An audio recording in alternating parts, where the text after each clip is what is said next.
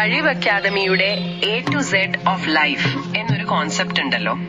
അതില് G for ഗുണാസ്, അതിനെ കുറിച്ചാണ് നമ്മൾ ഇന്ന് എന്താ പറയുക ഒന്ന് ആഴത്തിൽ നോക്കുന്നത്. അതെ, മോഹനകൃഷ്ണൻ MTയുടെ ഒരു വീഡിയോയും പിന്നെ കഴിവ് അക്കാദമിയുടെ കുറച്ച് മെറ്റീരിയൽസുമാണ് നമ്മുടെ കയ്യിലുള്ളത്. ശരിയാണ്. സത്വം, രജസ്, തമസ്, ഈ വാക്കുകളൊക്കെ നമ്മൾ ഒരുപാട് കേട്ടിട്ടുണ്ടാവും. കേട്ടിട്ടുണ്ട്. പക്ഷെ വെറും ഒരു ഫിലോസഫി ആയിട്ട് ഇതിനെ കാണേണ്ട. ഇതിന് പിന്നില് രസകരമായ ചില ശാസ്ത്രീയ വശങ്ങൾ കൂടിയുണ്ട്. അതും നമുക്ക് സംസാരിക്കാം. കൊള്ളാം. അപ്പൊ അങ്ങോട്ട് തന്നെ കിടക്കാം. എന്താണ് ഈ പറയുന്ന 3 ഗുണങ്ങൾ? വളരെ ലളിതമായിട്ടൊന്ന് പറഞ്ഞു തുടങ്ങാമോ? തീർച്ചയായും. ഇവ മൂന്നും നമ്മുടെ എല്ലാം ഉള്ളിലുള്ള 3 അടിസ്ഥാന സ്വഭാവങ്ങളാണ്. അത്രയുള്ളൂ. ഓക്കെ. സത്വം എന്ന് വെച്ചാൽ ഒരു ശാന്തത, സമാധാനം, ഒരു ക്ലാരിറ്റി. മനസ്സിലായി. രജസ് എന്ന് പറഞ്ഞാൽ ആക്ഷൻ, ഒരു എനർജി, ഒരു ആവേശം, ഒരു പാഷൻ എന്നൊക്കെ പറയാമല്ലേ? Exactly, passion. പിന്നെ തമസ്, അത് കുറച്ചൊരു മടി, ഒരു അലസത, ഒരു തരം ജഡത്വം. പക്ഷെ ഏറ്റവും പ്രധാനം ഇതാണ്, ഇതിൽ നല്ലതെന്നോ ചീത്തയെന്നോ ഇല്ല. നമ്മളെല്ലാവരിലും ഈ 3ഉം പല അളവുകളിലായി ഉണ്ട്. അപ്പോ പ്രശ്നം വരുന്നത് ഇതിന്റെ ബാലൻസ് തെറ്റുമ്പോഴാണോ? അതെ, ആ ബാലൻസ് തെറ്റുമ്പോഴാണ് പ്രശ്നം. ഈ ബാലൻസ് തെറ്റുന്നത് എങ്ങനെയെന്ന് ചില ഉദാഹരണങ്ങൾ വെച്ച് പറയാമോ? നിങ്ങൾ ഒരു ദിവസം എടുത്തു നോക്കൂ. ശരിയാണ്. രാവിലെ ധ്യാനമിരുന്ന് ശാന്തമായി ദിവസം തുടങ്ങുമ്പോൾ ഒരുപക്ഷെ നിങ്ങളിലെ സത്വഗുണമായിരിക്കാം മുന്നിൽ. അതെ, പക്ഷെ ഓഫീസിലെത്തി ഡെഡ് ലൈനുകൾ തീർക്കാനുള്ള ആ ഓട്ടമില്ലേ? ഉണ്ട്. അപ്പൊ പിന്നെ രജോ ഗുണം മുന്നോട്ട് വരും. ആക്ഷൻ ആണല്ലോ അവിടെ വേണ്ടത്. ശരിയാണ്.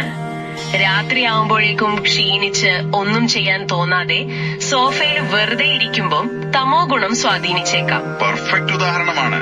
നിങ്ങളൊന്ന് ആലോചിച്ചു നോക്കൂ, ഒരുപാട് ചോറ് കഴിച്ചു കഴിഞ്ഞാൽ പിന്നെ ഒന്ന് മയങ്ങാൻ തോന്നുന്ന ആ അവസ്ഥയിലെ അത് സ്ഥിരം സംഭവമാണ്.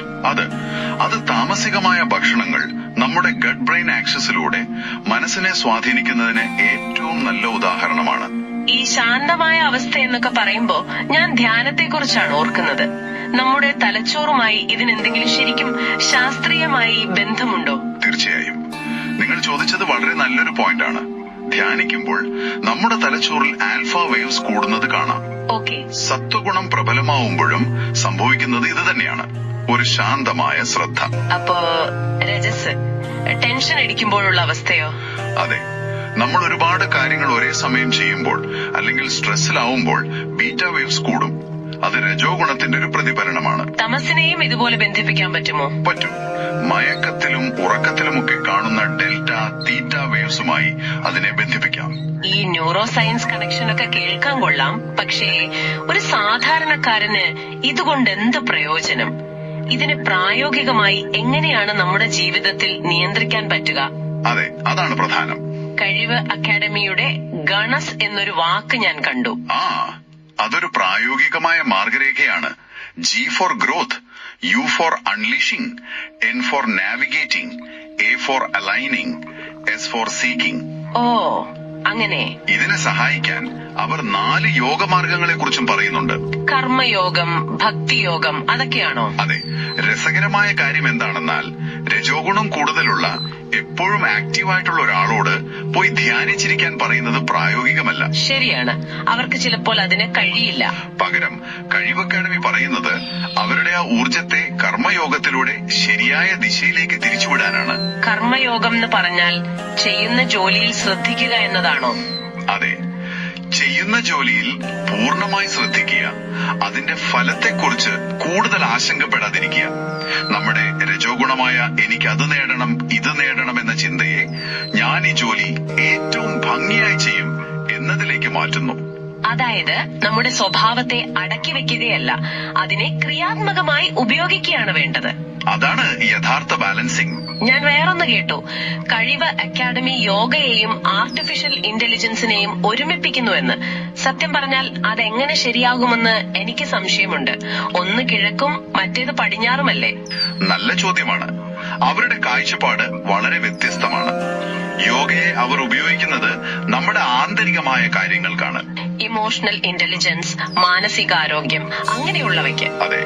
അതേസമയം AI പുറമെയുള്ള കാര്യങ്ങൾ എളുപ്പമാക്കാനുള്ളൊരു ഉപകരണമായിട്ടാണ് കാണുന്നത്. ഉദാഹരണത്തിന് ഡേറ്റ അനാലിസിസ്, നമ്മുടെ പാറ്റേണുകൾ മനസ്സിലാക്കൽ തുടങ്ങിയവയ്ക്ക്. അപ്പോൾ ഭാവിയിൽ ഒരു AI നമ്മുടെ ഡിജിറ്റൽ ശീലങ്ങൾ വിശകലനം ചെയ്തിട്ട് നിങ്ങളിൽ ഇപ്പോൾ തമസ് കൂടിയിട്ടുണ്ട്, ഒരു ചെറിയ വ്യായാമം ചെയ്യുന്നത് നന്നായിരിക്കും എന്നൊക്കെ പറയാൻ സാധ്യതയുണ്ടെന്നാണോ? സാധ്യതയുണ്ട്, എന്തുകൊണ്ടായിക്കൂടാ? പഴയ ജ്ഞാനത്തെ പുതിയ സാങ്കേതിക വിദ്യയുടെ സഹായത്തോടെ നിങ്ങളുടെ ജീവിതത്തിന് കൂടുതൽ പ്രയോജനകരമാക്കുക. ആന്തരികമായ വളർച്ചയ്ക്ക് യോഗയും പുറമേയുള്ള കാര്യക്ഷമതയ്ക്ക് AIയും. അതെ, അതാണ് അവർ ലക്ഷ്യമിടുന്നത്. അപ്പോൾ സത്വം, രജസ്, തമസ് എന്നീ 3 ഗുണങ്ങളെക്കുറിച്ചും അവയുടെ ശാസ്ത്രീയമായ അടിത്തറയെക്കുറിച്ചും യോഗയും AIയും പോലുള്ള ടൂളുകൾ ഉപയോഗിച്ച് അവയെ എങ്ങനെ ബാലൻസ് ചെയ്യാമെന്നുമുള്ള കഴിവ് അക്കാഡമിയുടെ കാഴ്ചപ്പാടുകളാണ് നമ്മൾ ഇന്ന് മനസ്സിലാക്കിയത്.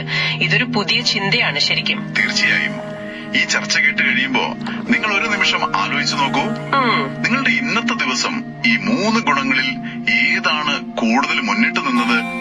എപ്പോഴാണത് മാറിയത്? ആ ഒരു തിരിച്ചറിവ് മാത്രം മതി നിങ്ങളുടെ ജീവിതത്തിൽ കൂടുതൽ പോസിറ്റീവായ മാറ്റങ്ങൾ കൊണ്ടുവരാൻ തുടങ്ങാൻ.